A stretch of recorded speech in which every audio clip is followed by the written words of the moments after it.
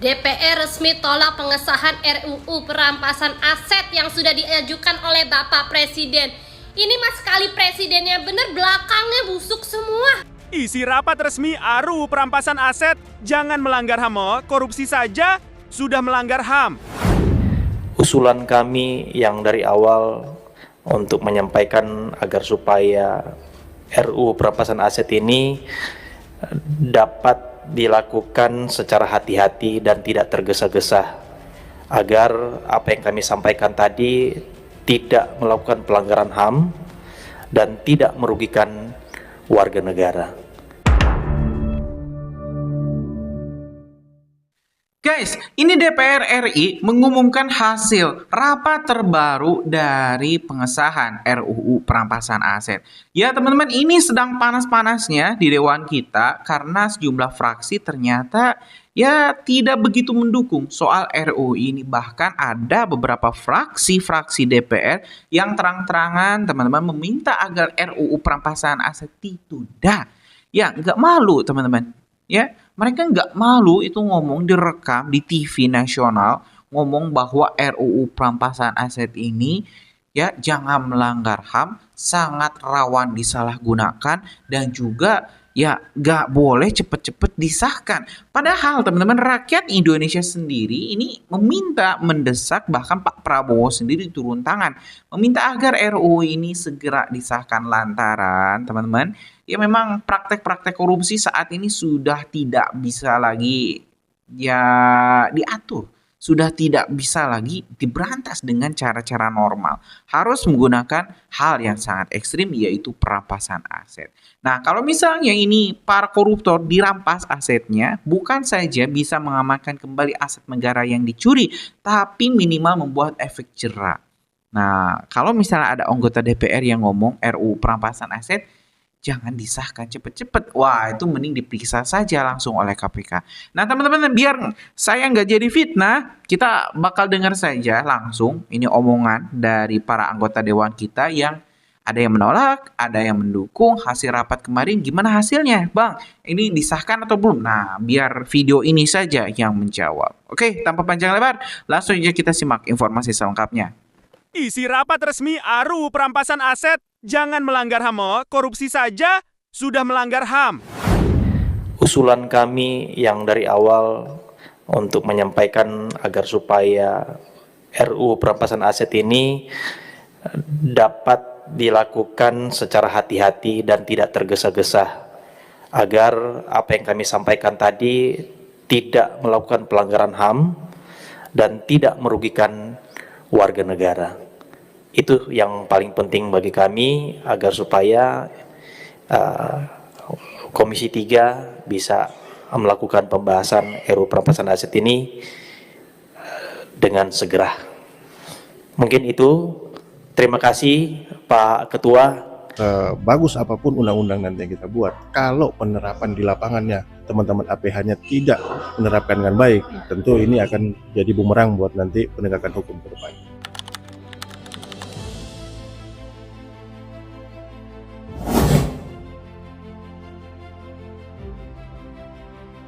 Nah, kita hati-hati sekali dalam merumuskan undang-undang perampasan aset ini, karena saya kasih contoh, misalkan ada pemberi atau penerima hibah yang dia punya itikat baik, dan dia tidak tahu asal pidana aset tersebut berasal dari pidana.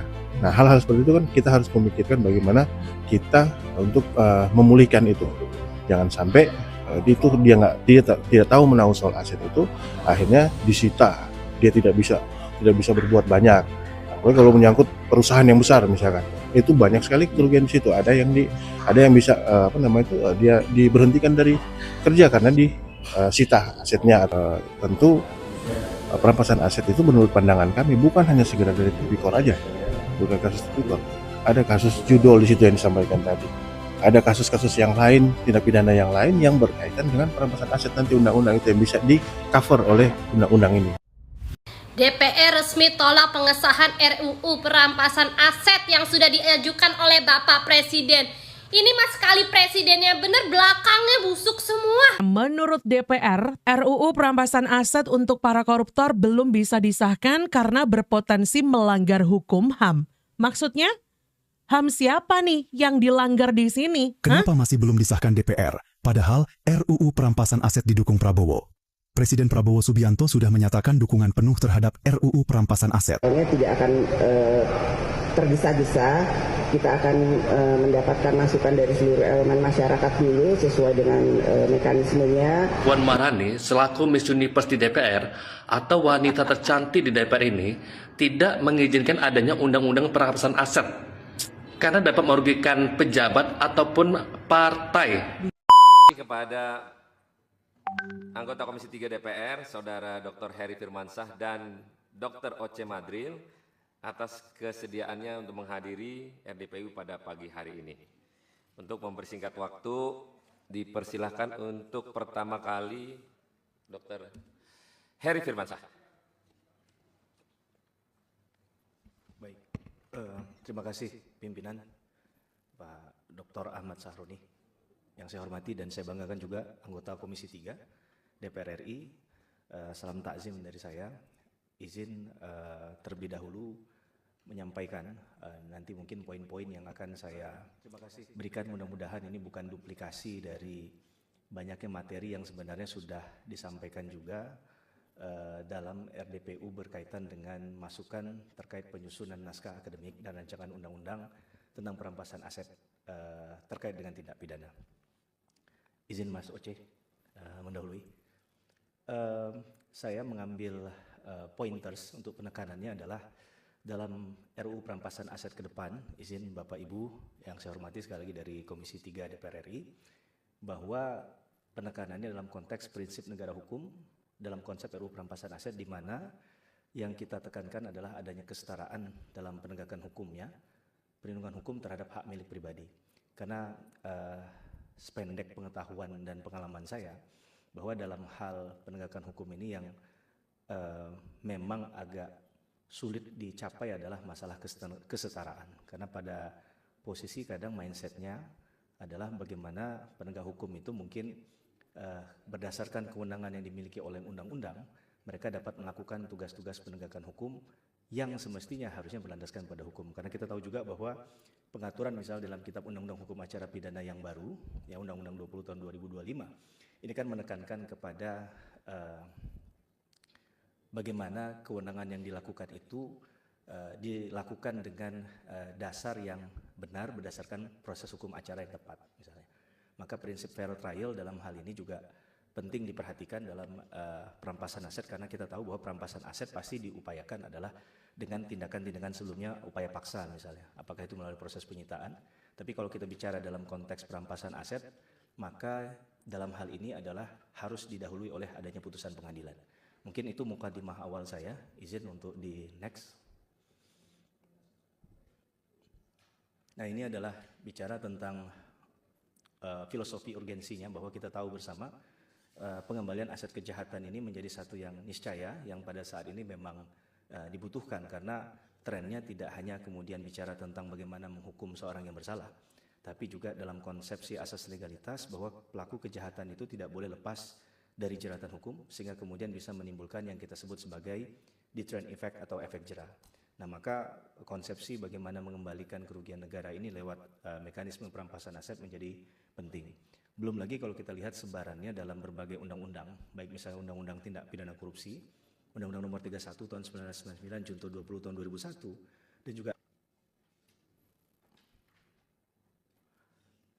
karena tadi ada berkaitan dengan prinsip negara hukum dalam hal ini, maka saya coba reminder juga, mungkin mengingatkan kembali saja kepada Bapak Ibu, karena saya yakin Bapak Ibu di Komisi 3 tugas kesehariannya sudah sangat sering bersinggungan dengan hal-hal semacam ini, tapi izin untuk menyampaikan dari segi pendekatan negara hukum yang kita akan singgung di dalam konteks RDPU berkaitan dengan perampasan aset ini adalah satu, dibicara tentang supremasi hukum, ada asas legalitas, dan ini penekanannya adalah dalam due process of law, di mana sebenarnya dalam penegakan hukum itu tidak hanya bicara tentang kuantitas penanganan perkara dengan ditandai secepat-cepatnya penanganan perkara atau speedy trial, tapi juga lebih menekankan sebenarnya kepada kualitas penanganan perkara dan ada prinsip kehati-hatian atau prudential.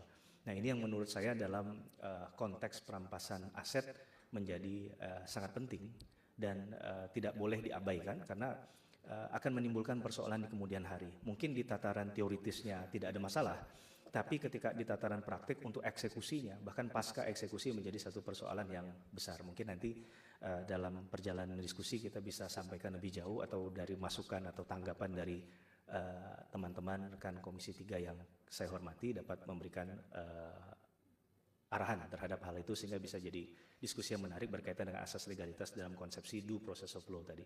Kemudian ada peradilan hak asasi manusia, ada transparansi dan kontrol sosial. Ini yang penting karena seakan-akan kalau kita bicara perampasan aset ini bicaranya elitis sekali, hanya bicara tentang pejabat dan lain sebagainya. Padahal ini bisa saja terjadi pada hak milik individu. Dan ini yang menurut saya menjadi seksi yang menjadi penting adalah ketika kita bicara dalam konteks perampasan aset, berarti kita bicara pada konsepsi yang equality before the law. Ada asas persamaan di muka hukum tadi yang tidak hanya bicara tentang elitis, tapi juga sebenarnya isu ini adalah isu yang sangat mengena bagi lingkungan sosial termasuk masyarakat yang pada praktiknya banyak juga yang berhadapan dengan perampasan aset ini. Jadi harapan kami isu ini bisa kemudian digeneralisir kepada konteks-konteks yang tidak hanya menyinggung pada ketentuan ada yang kemudian hasil dari kejahatan, dan keduanya itu adalah irisan yang dapat digunakan dalam pendekatan perampasan aset. Diketahui atau patut diduga untuk tindak pidana, ini juga sebenarnya hal yang menarik. Secara teoritis dia harus dimasukkan, tapi dalam ranah praktiknya memang harus dipilah-pilih karena kita bicara tentang kebenaran yang ingin dicapai dalam konteks pidana adalah kebenaran material, kebenaran yang sejatinya atau sesungguhnya, yaitu yang kemudian nanti akan kita singgung misalnya dalam pelaksanaan di non-conviction based asset forfeiture yang lebih menekankan pada konsepsi in rem atau aset gugatannya, dan ini lebih kepada penegakan hukum acara yang sifatnya formil dan itu lebih ke perdataan. Nah, ini bagaimana kemudian konsepsi tadi itu dalam ranah praktiknya tidak kemudian salah juga dijalankan ya. Seakan-akan kalau diketahui atau patut diduga ini ibaratnya doa sapu jagat gitu ya, yang semuanya bisa kemudian mengakomodir dari kepentingan penyidik untuk melakukan satu tindakan penegakan hukum tadi. Dan ini yang harus memang dipilah-pilih.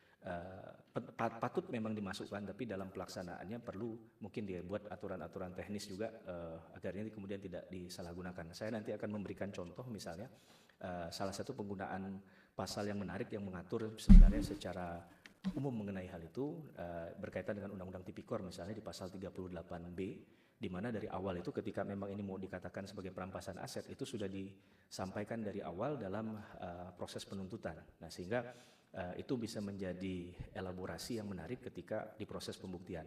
Ada upaya untuk bisa memberikan peluang orang itu untuk membuktikan secara pembalikan beban pembuktian, istilahnya ada reversal burden of proof, bahwa memang aset yang diperoleh itu bukan dari aset tindak pidana misalnya, sehingga kebenaran materialnya tadi dapat diungkap di sana. Kemudian ada aset lain sebagai pengganti aset dirampas negara, aset yang tidak seimbang dengan profil. Nah, ini yang menarik bicara tentang mungkin ada unwealth, yang unwealth ini adalah sesuatu yang dia secara kekayaan dapat dihitung, tapi didapat dari mana, diperoleh dari mana, itu yang kemudian juga menjadi persoalan yang kemudian seakan-akan kadang ada pintu masuk dari penegakan hukum di sana. Nah, ini saya rasa perlu ada izin Bapak Ibu yang saya hormati di Komisi 3 bisa dibuat aturan yang lebih jelas, karena kita bicara tentang konsepsi asas legalitas dalam hukum pidana adalah bicara tentang lex serta, lex scripta, dan lex stricta. Dia harus jelas, tegas. Bahkan di KUHP yang baru, izin Pak Ketua Pimpinan Komisi 3, Bang Ahmad Sahroni, itu kan sudah disampaikan tidak boleh ada analogi misalnya. Nah, ini tentu jangan sampai ada tafsiran-tafsiran yang kemudian membuat semangat untuk penegakan hukum perampasan aset ini menjadi keluar dari tracknya gitu. Bisa di next. Sorry, sebelum lanjut. Kalau yang tadi dibilang aset yang sesuai dengan profil, coba balikin lagi dong. Tidak seimbang dengan profil. Ini ngomong aja nih ngomong. Bila mana ada tindak pidana korupsi, profil orangnya miskin nih, tapi dia korupsinya gede misalnya. Terus mau dirampas asetnya. Nah, ini nanya nih saya nih. Kan kalau dibilang ini masukan dan saya mau bertanya balik aja, pandangannya bagaimana gitu? Siap. Terima kasih Bang Sahroni. Ini memang tipikal Komisi 3 kritis. Jadi saya sangat paham betul dan ini memang benar-benar memikirkan untuk kepentingan rakyat saya rasa. Jadi bicara tentang poin 4 ini yang tadi saya katakan, ini isu yang sebenarnya bisa lebih diperhatikan ya, bisa lebih difokuskan ya. Pak Pimpinan Komisi 3 dalam hal ini untuk persidangan hari ini dan juga Bapak Ibu yang lain, karena bicara tentang tafsir ini yang kemudian akhirnya menjadi luas. Apakah perlu kemudian harus semua lewat mekanisme PPATK sehingga kita bisa melihat ini sebagai suspicious transaction atau tidak begitu, atau ini tanpa perlu dari kajian PPATK penyidik bisa menyimpulkan bahwa ini adalah bagian dari aset yang tidak seimbang dengan profil. Nah, menurut saya ini satu aturan yang sebenarnya sangat menarik, izin pimpinan, untuk kemudian dibuat aturan khusus atau pasal yang membahas khusus terkait dengan hal ini. Jangan sampai nanti ketika kita baca keterangannya hanya 2 kata sakti nanti Bang Sahroni bicaranya nanti cukup jelas begitu ya. Karena sekali lagi ini titik penting di mana keadilan itu akan mulai diciptakan ketika kita bicara tentang pedoman. Jadi saya sepakat bahwa ini harus lewat proses mekanisme yang jelas. Karena itu kalau kita bicara tentang pidana ada proses tahapan-tahapan yang harus dilalui, maka siapa yang berhak untuk menentukan hal ini tidak seimbang dengan profil tadi? Apakah penyidik secara murni melakukan tugas kewenangannya tadi, atau dia juga menggunakan mekanisme lain, misalnya dalam hal ini bekerja sama dengan pihak bank gitu ya. Tapi kan ini akan berarti akan ada lintas bagaimana? Lintas lembaga yang kemudian dilibatkan sehingga tidak hanya ya kemudian hasil dari pandangan satu pihak saja untuk bisa menyatakan hal itu. Karena banyak dalam praktiknya yang saya temukan hal-hal semacam ini jadi persoalan begitu, perdebatan yang tidak kunjung selesai karena masing-masing beranggapan bahwa mereka punya dasar untuk adanya persoalan aset yang dimiliki tadi, aset yang dikuasai tadi, sehingga dia tidak dikatakan sebagai innocent, sehingga dia bisa dikatakan sebagai innocent owners. Innocent owners itu berarti dia punya kepemilikan, tapi sebenarnya dia nggak punya kesalahan di sana. Karena bicara tentang hukum pidana, tentunya mens rea itu menjadi penting gitu. Itu tanggapan saya, Pak Pimpinan.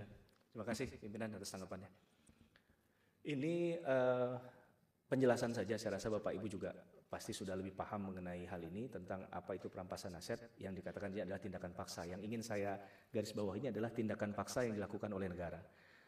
Kehati-hatiannya di situ karena kalau kita tahu bahwa tindakan paksa atau upaya paksa itu berarti kan sesuatu yang sebenarnya diberikan kewenangannya oleh undang-undang secara legitimate ya.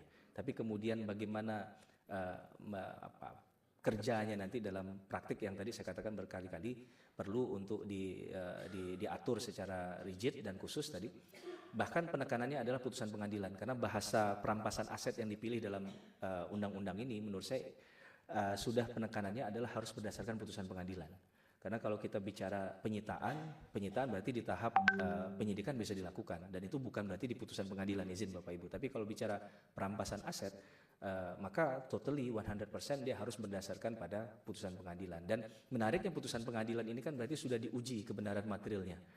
Baik dari sisi kuasa hukum yang mewakili kepentingan klien atau terdakwa dan juga oleh pihak jaksa penuntut umum yang dalam situasi tertentu dalam perampasan aset ini misalnya melakukan gugatan keperdataan bisa dikatakan sebagai jaksa pengacara negara dan kemudian hakim bisa menilai bahwa ini layak atau tidak. Saya rasa ini yang penting, ada istilahnya tindak pidana di dalamnya dan juga harus berdasarkan putusan pengadilan. Itu menurut saya semangat ruh yang perlu ada penekanannya dalam RUU perampasan aset ini agar kemudian ketika dilakukan uji mau berapa kali pun ya kita tetap sepakat bahwa memang ini adalah sesuatu yang sudah final putusannya karena sudah diuji berkali-kali lewat mekanisme kebenaran material. Silahkan dilanjutkan, next. Nah ini tambahan saja Bapak Ibu, bagaimana ketika bicara tentang barang rampasan negara itu secara konseptual, pengaturan secara teknis ada juga di peraturan Menteri Keuangan ya, nomor 162 tahun 2023 tentang pengelolaan barang milik negara yang berasal dari barang rampasan dan barang gratifikasi. Ini juga penekanannya pada putusan pengadilan. Jadi dan mempunyai kekuatan hukum tetap. Dengan kata lain, sinergitas atau harmonisasi dalam pemahaman kita bahwa perampasan aset itu harus melalui mekanisme putusan pengadilan itu sudah diperkuat juga oleh katakanlah konsepsi yang tidak hanya bicara dari dimensi hukum tapi juga dari dimensi lain yaitu dari dimensi ekonomi misalnya. Karena ini bicara tentang tadi hak milik, hak pribadi, hak individu yang perlu pengaturannya agar kemudian tidak dilakukan secara misalnya mal prosedural gitu. Terima kasih. Mungkin catatan-catatan saya tidak runtut seperti struktur undang-undang atau struktur naskah akademik, tetapi ini catatan-catatan yang saya berikan secara lebih global dan mudah-mudahan ini sangat nanti mudah-mudahan terkait dengan pembahasan RUU yang sedang dilakukan. Tentu saja kalau kita melihat regulasi existing yang kita punya, maka sebetulnya bicara mengenai perampasan aset kita harus akui bahwa ini kita tidak berangkat dari nol. Kita punya instrumen hukum lain yang sebetulnya bisa kita gunakan untuk melakukan perampasan aset yang berkaitan dengan tindak pidana. Sebut saja misalnya kita punya undang-undang tindak pidana korupsi, ya. Kemudian undang-undang KUHP yang baru yang juga mengadopsi beberapa hal terkait dengan perampasan aset. Kemudian undang-undang tindak pidana pencucian uang, tindak pidana narkoba, dan undang-undang tindak pidana sektoral lainnya yang saya kira juga memungkinkan penegak hukum untuk masuk pada proses perampasan aset itu.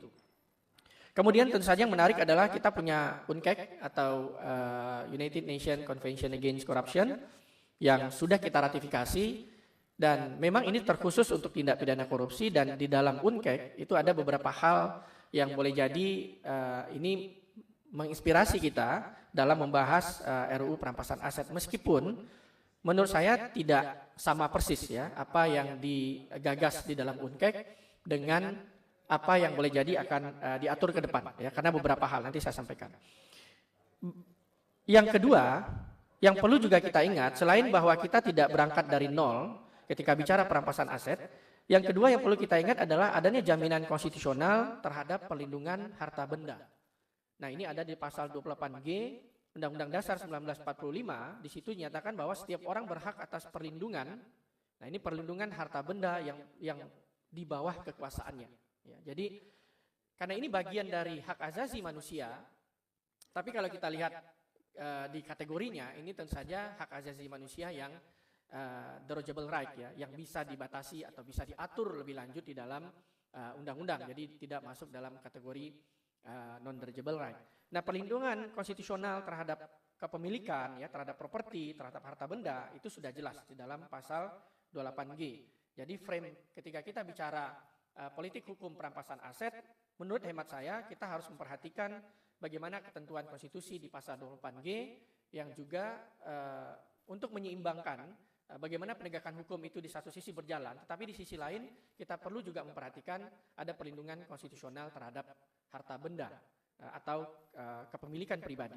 Dan di dalam beberapa putusan Mahkamah Konstitusi, perlindungan terhadap harta benda atau kepemilikan pribadi itu sejalan dengan pasal 28D ayat 1. Nah, pasal 28D ayat 1 itu adalah jaminan kepastian hukum yang diberikan terhadap harta benda yang itu berada di kekuasaan seseorang ya atau kepemilikan properti. Catatannya adalah bahwa memang konstitusi kita melindungi jaminan terhadap kepemilikan atau harta benda.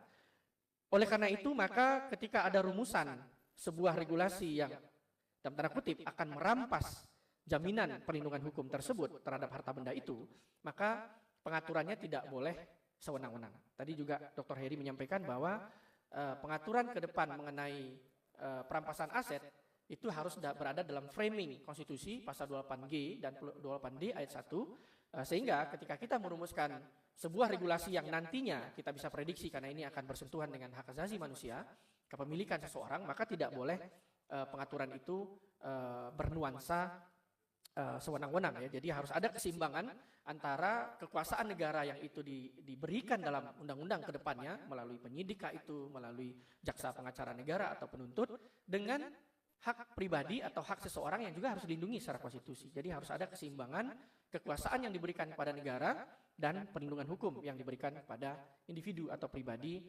sebagai pihak-pihak yang boleh jadi nanti akan dikenai oleh regulasi itu. Itu yang kedua. Yang ketiga menurut saya adalah hal-hal mendasar ini harus perlu disepakati. Hal-hal mendasar ini penting untuk melihat bagaimana arah pengaturan undang-undang perampasan aset ke depan. sebelum kita bicara lebih jauh mengenai hukum acara, mengenai bagaimana penyidik dan jaksa bertindak ke depannya, hal-hal mendasar ini harus disepakati terlebih dahulu. Pertama menurut saya, karena undang-undang ini bicara mengenai perampasan aset, terlepas dari perdebatan istilah perampasan aset, ya, apakah menggunakan istilah pemulihan, recovery, dan lain sebagainya, maka yang paling penting adalah apa yang dimaknai dengan aset, ya, apa yang dimaknai dengan konsep aset yang kemudian akan diatur. Secara sederhana saya melihat dalam perdebatan atau diskusi yang berkembang, ini nampaknya aset yang akan diatur itu adalah aset yang sifatnya terbatas. Jadi bukan aset yang dalam pengertian umum, tetapi aset dalam pengertian spesifik, yaitu yang berkaitan dengan tindak pidana. Kalau kita bicara aset dalam pengertian hukum administrasi, misalnya aset negara, maka itu semuanya akan dinilai, ya. Kekayaan, tangible, intangible, movable, atau bergerak dan tidak bergerak dan seterusnya, tanpa melihat kemudian keterkaitannya dengan pidana atau tidak.